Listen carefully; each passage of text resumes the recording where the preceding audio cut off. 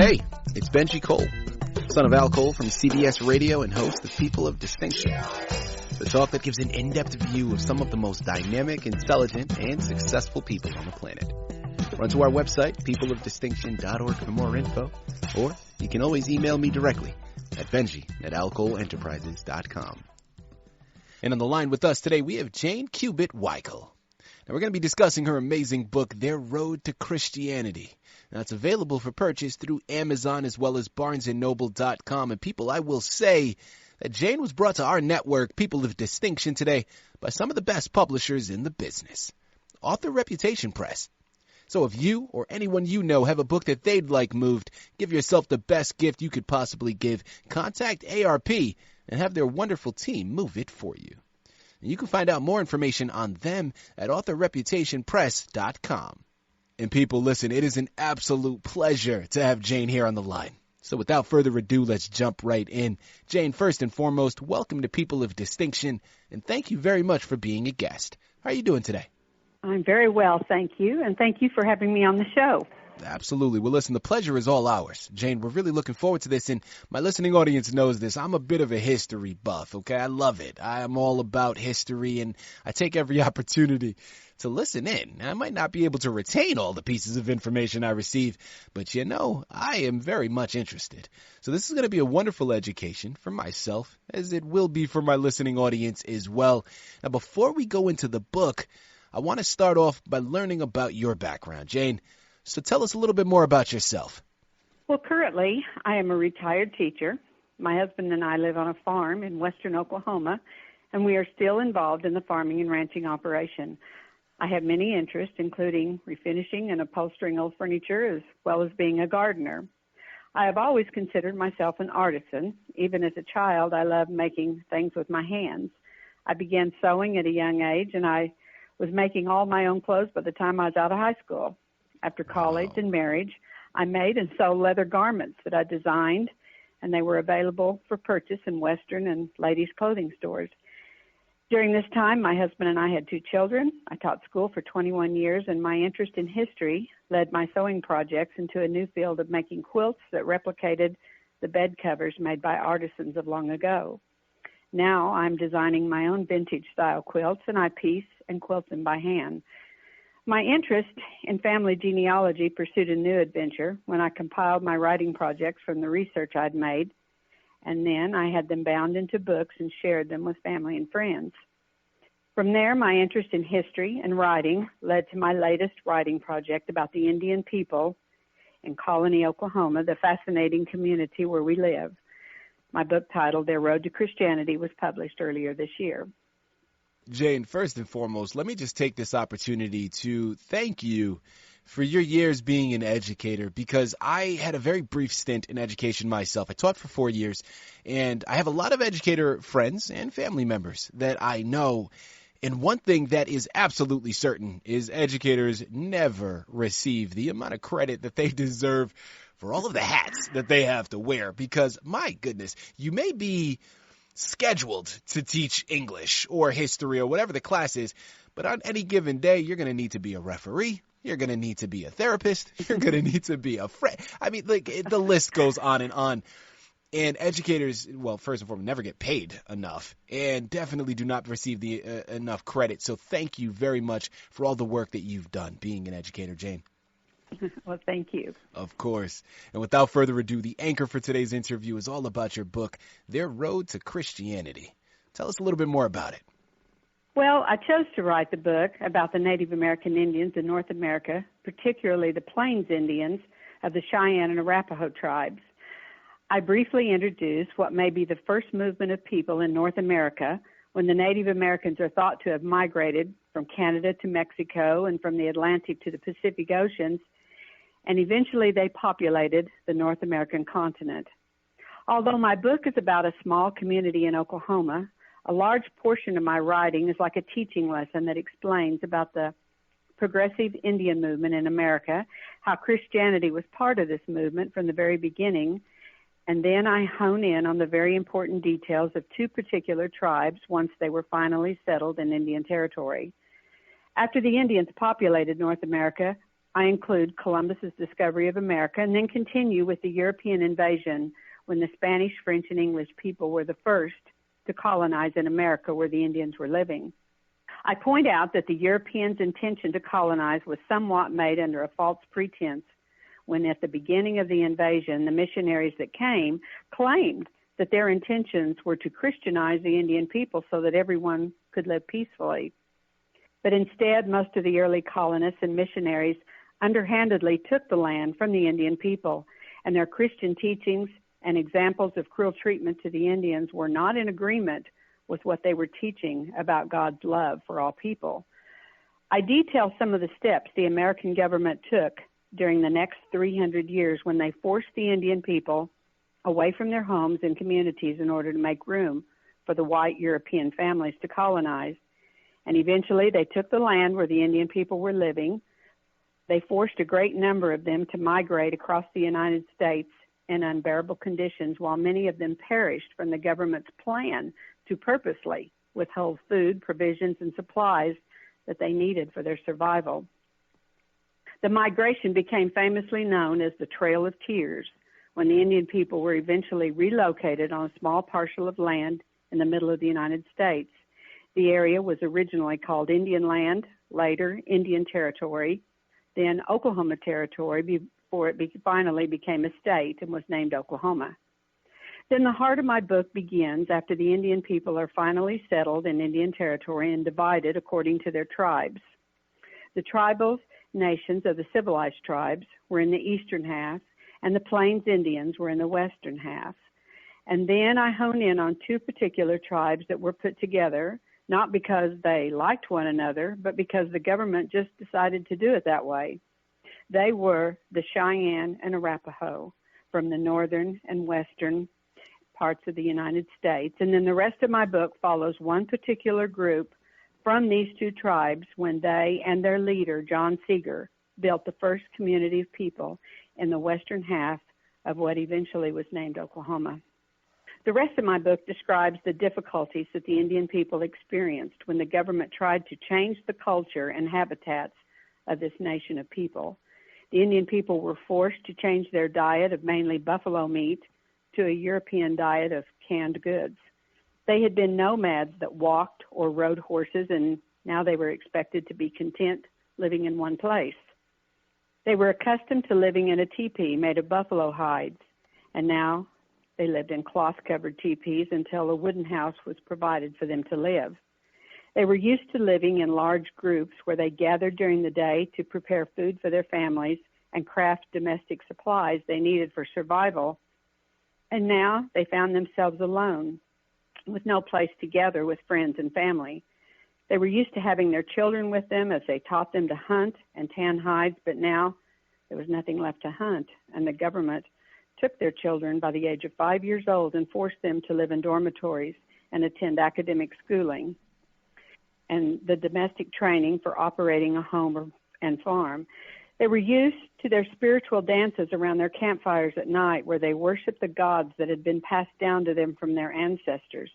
And now their religion was also taken from them, and they were told to worship another god, a god that they did not understand because this god, his people had not been good to them or treated them well.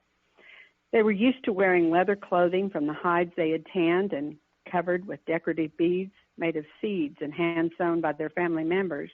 They were used to sleeping on warm, furry hides with their families circling the fire inside their teepees, and now they were wearing clothing that was tight and uncomfortable, and they were separated from their families and slept alone and did not have the communal gatherings with one another that they loved.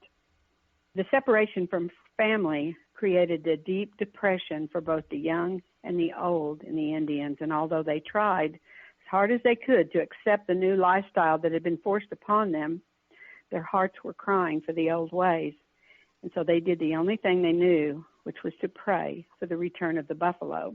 Mm-hmm.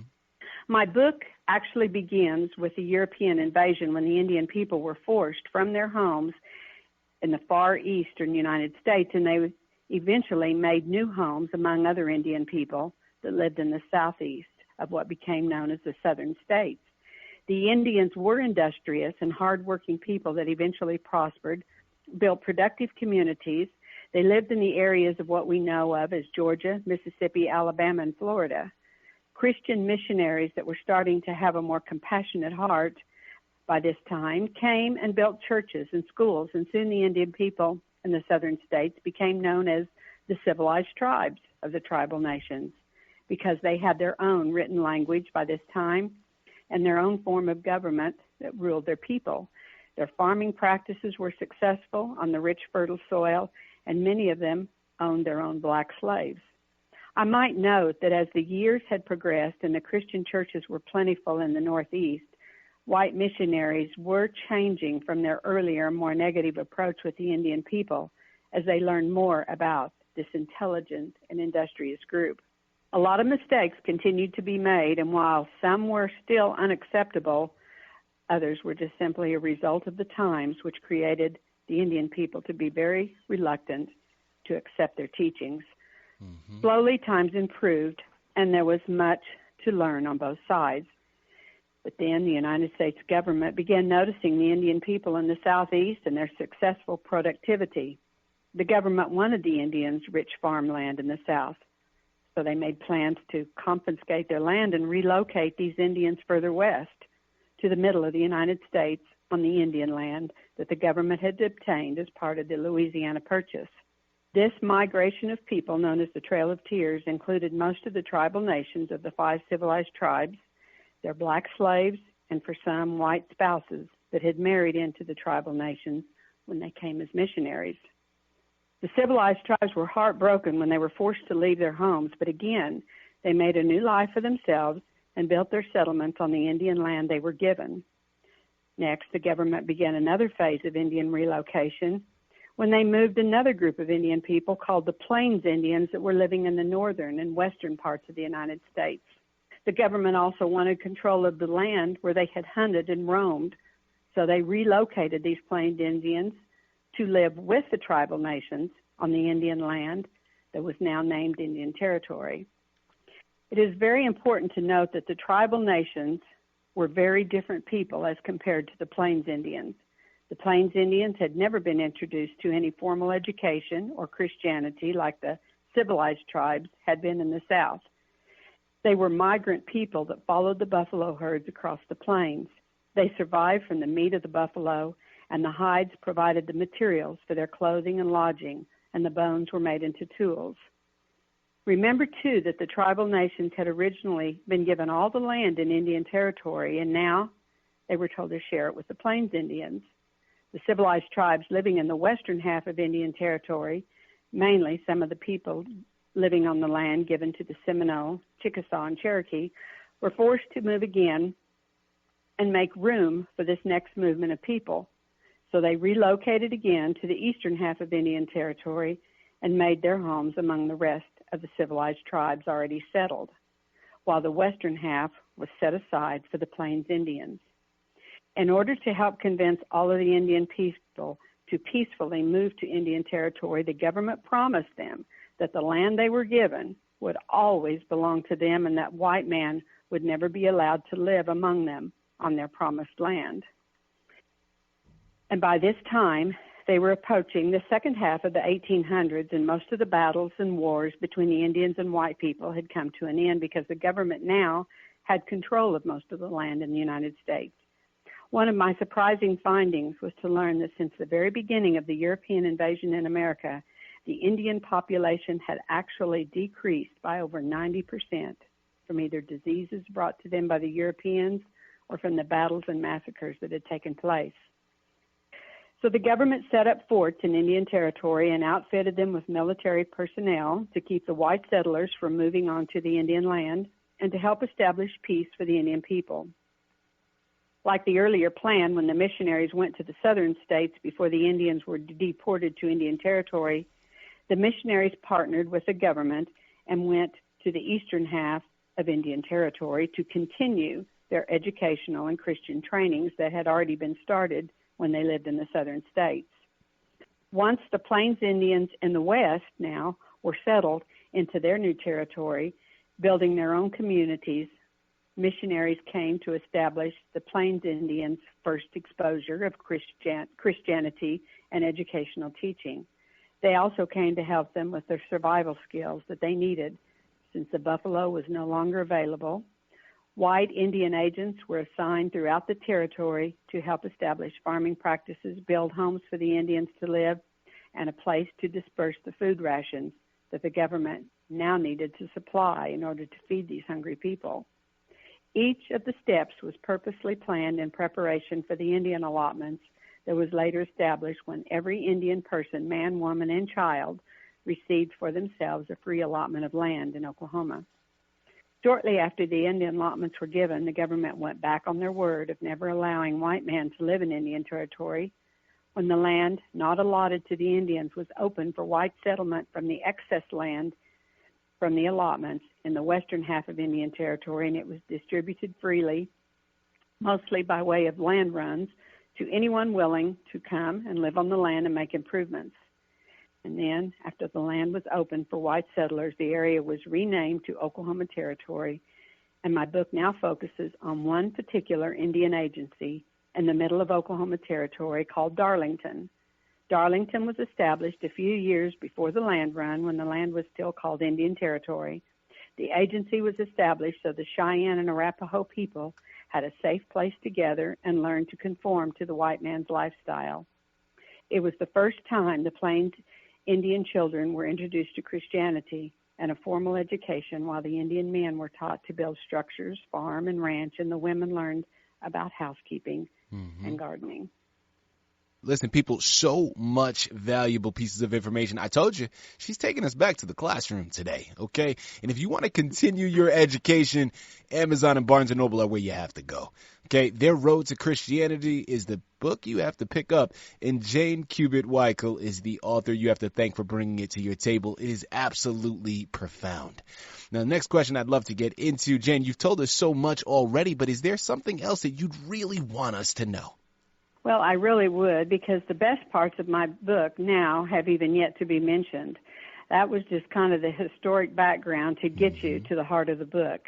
In collecting my information, I found written documents that detailed an actual occurrence when about 600 Indian people returned from an authentic buffalo hunt in Oklahoma.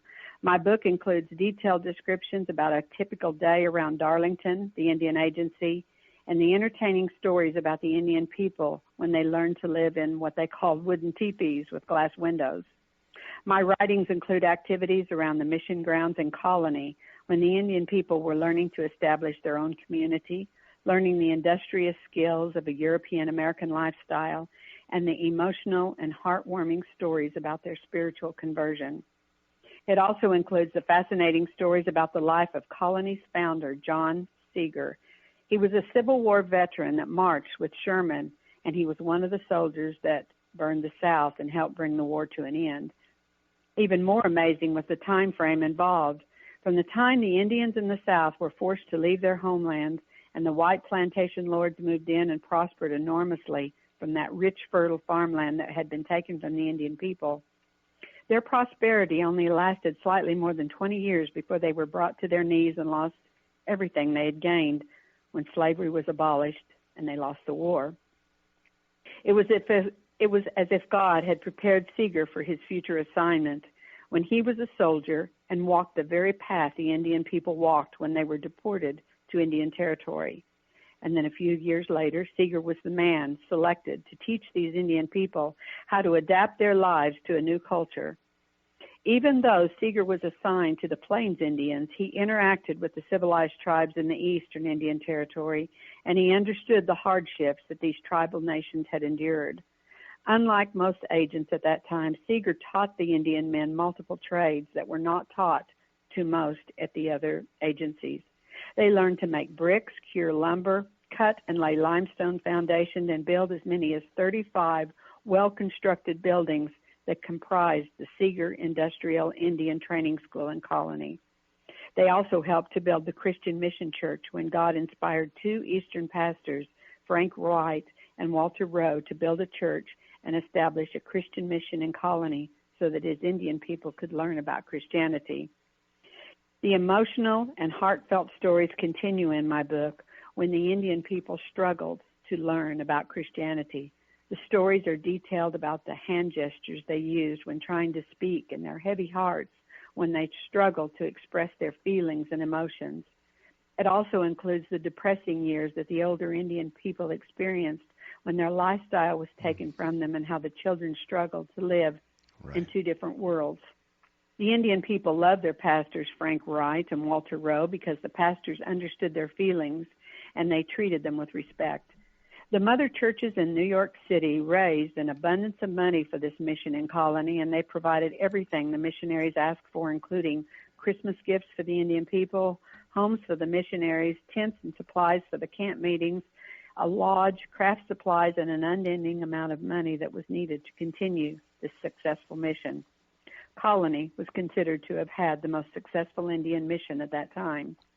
The book includes the detailed writings about the Indian people in Colony when they still lived in their teepees, and during the cold winter storms, how the women gathered the wood for their fires and walked for miles to bring enough wood packed on their backs to keep their families warm, and then carried water from the creeks before a well was finally dug, and how the teepees at night lit up the hillside like triangular lanterns because of the fires that glowed from within. My book also includes the hardships the Indian families endured when they were forced by the government to give up their children and send them to boarding schools to live so they could learn to live like the white people. But the school in Colony was one of the few, if not the only campus, when Seeger allowed the families to pitch their tents next to the school grounds so that they could see their children as often as they wished. But that was not the case with most other Indian boarding schools. And lastly, the very important camp meetings that were held each summer in the Mohawk Lodge that was built on the mission grounds to give the Indian people a place to practice their historic culture, to create beautiful handiwork, and the needed facilities for the women to learn to cook on a stove, wash clothes from a wringer tub, and a place to gather when the weather was cold. The lodge became a nationwide outlet for Indian artifacts that were sold through a mail-order catalog and shipped throughout the nation. You know, Jane, thank you again for all of this information. Now, I know that there is a particular excerpt from your book that you really want to read for us. So please take it away. The steering wheel is yours. We'd love to hear about it. Okay. I'd like to share an excerpt from my book when John Seeger and a group of the Arapaho people left the Darlington Agency and moved about 50 miles away to experiment with their new project that was to prepare the Indians for the Indian allotments and build the first community of Indian people in what became known as Seeger's Colony and later Colony. By late February of 1886, John Seeger and the Arapaho people, diverse in behavior and attitude, prepared to leave the Darlington Agency and start an agricultural colony. Seeger refused all military protection from the fort on the Sunday morning they left. He read a Bible story to his followers about the Jordan River, and he compared their journey of crossing the Canadian River to the Bible story about the Israelites leaving Egypt and crossing the Jordan. Seeger was like their Moses the morning they left the agency. When they left, the Arapaho people were dressed in their traditional Indian clothing, and by the evening of the first day, they made their camp by the banks of the Canadian River. The Indian people made a decision before they left Darlington, the place they had lived for over 15 years, that their adventure of building a colony was going to be a life-changing experience for them. It was then that they decided to change from their Indian clothing and put on the white man's clothes the agency had sent for them to wear. That night, they bathed in the river to wash away their old ways, and before putting on the new clothes, they made a vow to one another that they would learn the ways of the white man. What inspired you to write this book? Well, I was inspired a year ago to write the book when I realized that the Reformed Church from New York, established in Colony and is still in operation, would be celebrating 125 years, and that the first Indian industrial school in America, also established in Colony, although no longer in operation, would have celebrated 135 years last year. And I've lived in the Colony community for nearly 50 years and have attended this Columbia Memorial Church, now called the Columbia Memorial Presbyterian Church. And my interest in the history of Colony's community and the church where I attend is what inspired me to record the history before it was lost. My recordings developed into a published book, and I'm very proud that the community and the church's history is now documented and available for purchase. It was surprising to me that so many people now did not know the history of Colony. So that was an important thing to do. Listen, I know that there's a lot of experiences that we haven't yet touched up on, so I want to give you an opportunity. Tell us some of the experiences relating to this book. Well, my own experience includes the farm and ranch where our family home resides and the place where we've lived for nearly 50 years. It is part of that land where the stories in my book took place. The location rests along the old Colony Trail, as mentioned numerous times in the book. And the old trail was a well-worn traveling route for the Indian people and for the missionaries coming to and from the surrounding Indian camps and into the mission town of Colony. And it was along this trail that the first Christian Indian camp meetings were held, when they gathered the Indian people for the old-time camp meeting that resembled the Indian people's large camp gatherings that were common before the white man changed their lifestyle. And so the camp meetings were a combination of an Indian camp gathering and an old-time spiritual revival. The Indian people were given gifts and food provisions for attending, and the missionaries prepared the meals for the 4-day weekend so that the Indian women would have a break. And the Reformed churches in America, originally called the Dutch Reformed Church. So from the windows of my home, I can sit here and actually see the area where these camp meetings were held, and the remnants from the old Colony Trail can still be seen right along the edge of our property. Wow. So, yes, so that, sitting here looking out across this land, I thought, it's very inspirational to me. I'm telling you, this is a book that needs to be on everybody's shelf. I'm going to say it for you once more. I know I don't have to, but let's re-impress it. We're here on the line with Jane Kubat Weichel. We just finished discussing her amazing book, Their Road to Christianity, which is available for purchase through Amazon as well as BarnesandNoble.com. Head on over there today. Get lost in the journey and receive a fantastic education at the same time. Head on over there, pick up copies, a great resource to add to your shelf, an even better gift to add to someone else's. Jane, this has been an absolute pleasure. Thank you once again for being a guest on People of Distinction. Thank you very much.